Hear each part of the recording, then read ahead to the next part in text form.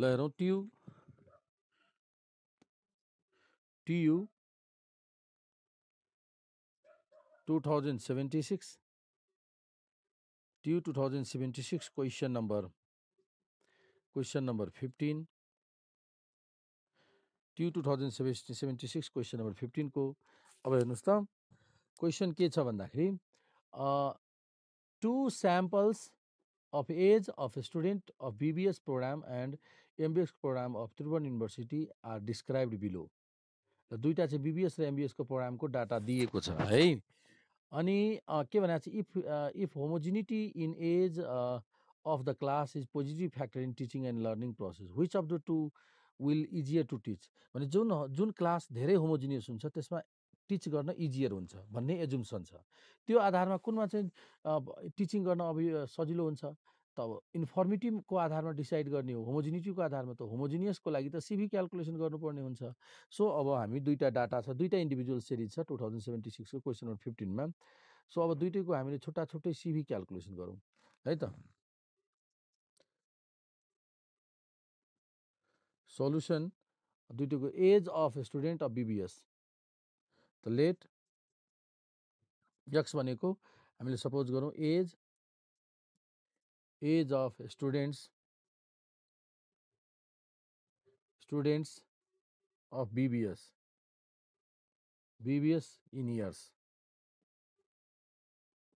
In years ल data दिएको छ एक्स,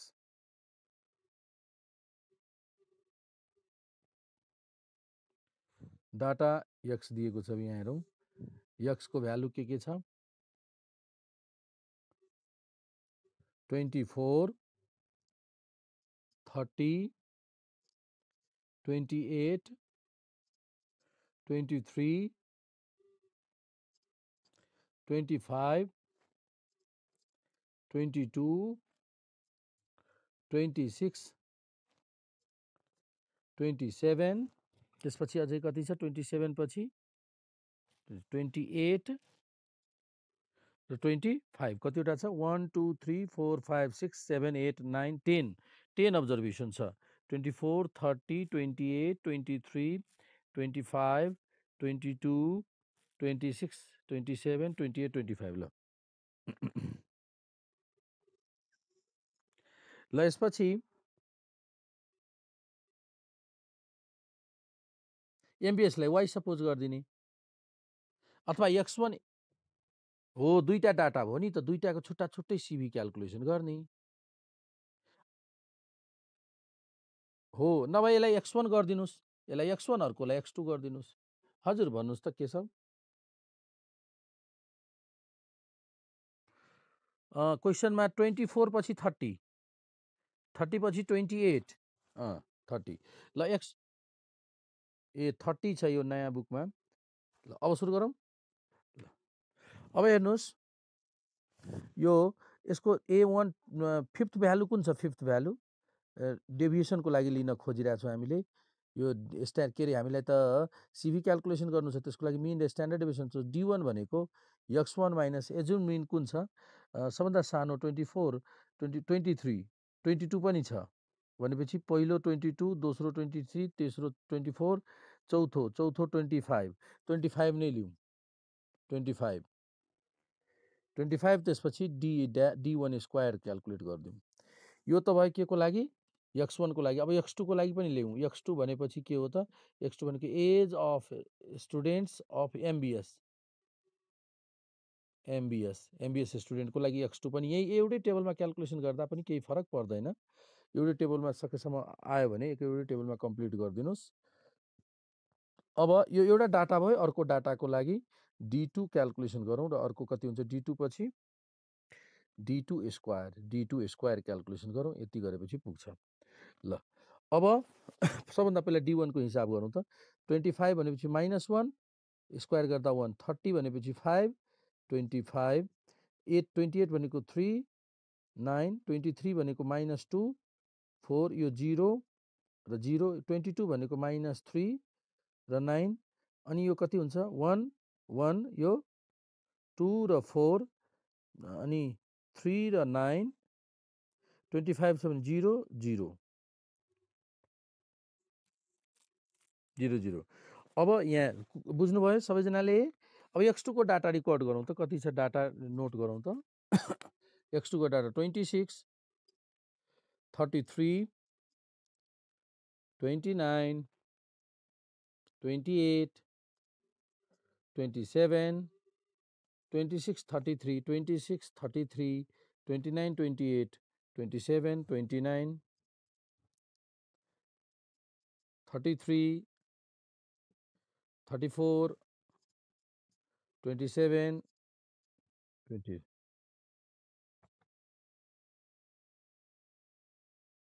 होइन, सानोदेखि ठुलो क्रम मिलाएर लिनु जहिले नि, अनि त्यसले गर्दा सजिलो हुन्छ।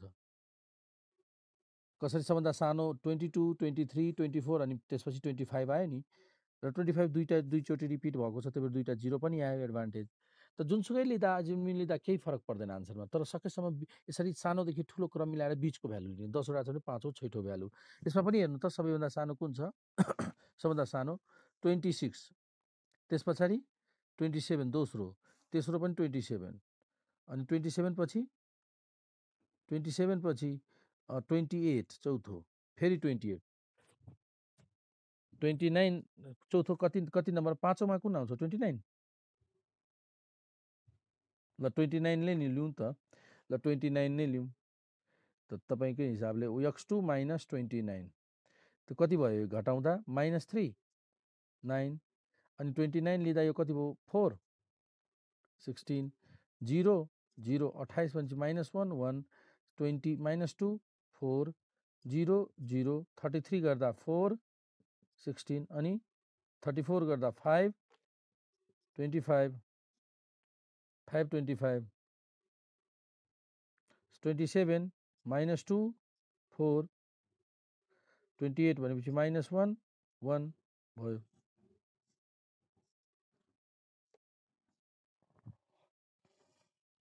ल अब क्याल्कुलेसन गरौँ।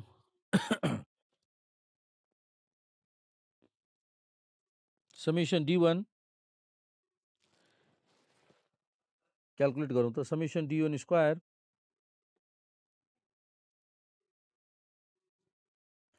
Summation d2 summation d2 square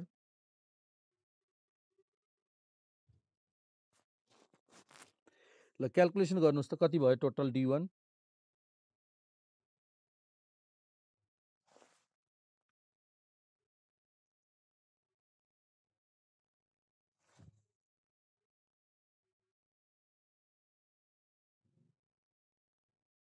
calculation गर्नुहोस् त कुन 76 कुन हुन्छ summation d2 square 76 summation d कति d2 76 अनि अर्को अनि d1 स्क्वायर कति 62 अनि यसको सम अफ d क्याल्कुलेसन गरौँ d1। यसरी क्याल्कुलेसन गर्दा पनि भयो। ल हेरौँ -3 -3 +3 हजुर 8 आउँछ हो। 3 3 क्यान्सिल, कति बाँकी रह्यो 5 5 3 8 ल 8 भयो यो। समेसन d1 8 अनि समेसन d1 पछि d2 कति समेसन d2 3 1 4 क्यान्सिल 2 2 2 4 4 क्यान्सिल 4 ल 4 त यो भ्यालु आयो for MBS student age of student of BBS स्टुडेन्टको र एमबिएस स्टुडेन्टको दुईटैको हामीले अब छुट्टा छुट्टै सिभी क्याल्कुलेसन गऱ्यो एज अफ द बीबीएस स्टुडेन्टको लागि। यो इन्फर्मेसन आयो, अब हामी मेटिरहेको छौँ। ल अब त्यसपछि हेर्नुहोस्, त्यसपछि for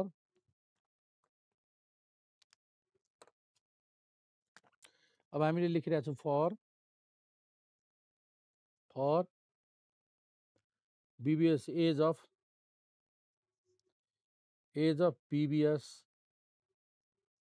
students. Age of BBS स्टुडेन्टको हिसाब गरौँ त के दियो, कतिजना छन् n1 10 जना। समेसन d1 लियौँ हामीले 8, त्यसपछि समेसन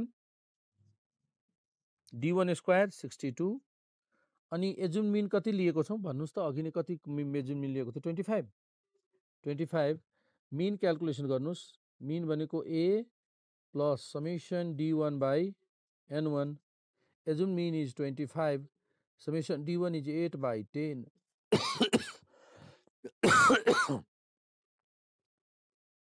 त यो कति भयो 25.8 हुने भयो स्ट्यान्डर्ड डिभिजन क्याल्कुलेसन गरौँ अब square root D1 square upon N1 minus summation D1 by N1 को होल स्क्वायर कति भयो summation D1 square 62 upon N1 10 summation D 8 by 10 को स्क्वायर ल अनि आन्सर गर्दा कति हुन्छ यो स्क्वायर रुट 6.2 माइनस 0.8 को स्क्वायर फेरि स्क्वायर रुट 6.2 माइनस 0.64 ल यसको क्याल्कुलेसन गर्नुस् त कति हुन्छ 2.357 ल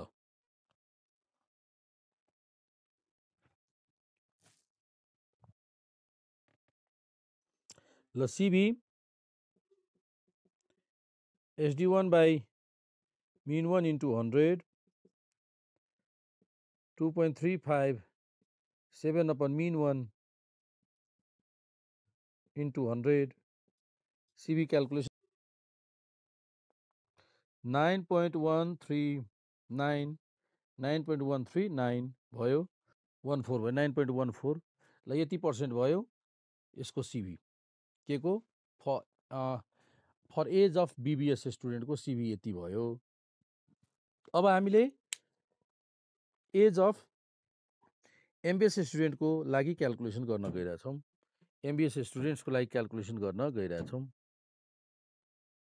for age of MBS student for age of MBS student MBS कतिजना 10 जना समेसन D2 कति छ N2 10 जना समेसन D2 कति आएको छ समेसन D2 4 अनि समेसन D2 स्क्वायर 76 अनि त्यसपछि एजुम मिन A यसमा एजुम मिन कति क्याल्कुलेट कति एजुम गरेको थियो 29 अब x2 bar equals to D2 upon N2 29 अनि यहाँ समेसन D2 4 डिभाइड 0.29.4 भयो हैन अब sigma 2 equals to D2 square N2 D2 by N2 अनि यो भयो 76 बाई 10 and 4 by 10 को स्क्वायर त 7.6 भयो यो अनि 0.4 को स्क्वायर 7.6 0.4 भनेको 1.6 अब यसको हिसाब गर्नुस् कति हुन्छ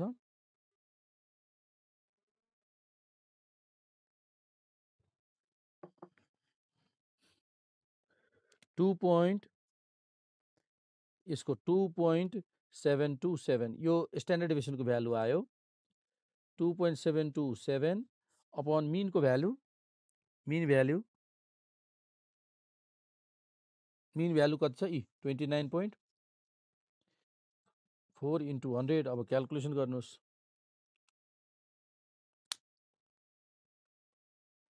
9.27 9.27% 9.275 को 28 गरिदिनु पर्ने हुन्छ 55 हुने भएकोले गर्दा 55 छ भने 8 गरिदिनु पर्ने हुन्छ 5 आयो कि राउन्ड अफ गरिदिने अब यसपछि एक डिसिजनमा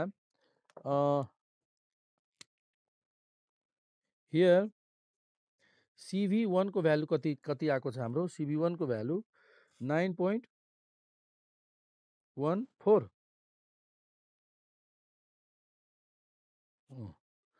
9.39 ए 139 भनेको 14%. एन्ड CV2 कति पर्सेन्ट त 9.28% है त.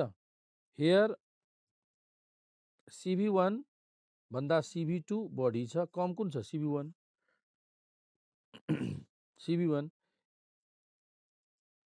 CV1 इज अथवा CV अफ कुन स्टुडेन्ट 1 भनेको age of student of BBS. CV of age of BBS students, CV of age of BBS students is more is less. So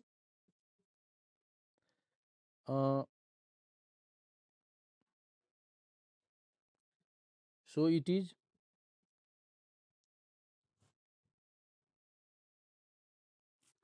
is known to be more informed, more homogeneous. It is. अब यो हिसाबले हामीले कुन कुन इयरको answer गर्न सक्छौँ त. यो त हामीले TU 2076 को क्वेसन सल्युसन गर्यौं.